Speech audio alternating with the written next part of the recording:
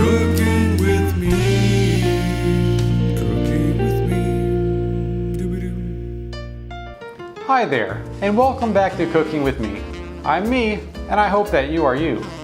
You know, if there was one burning question that would keep me awake at night, I'd have to go with, can I put a frozen pork chop in an air fryer?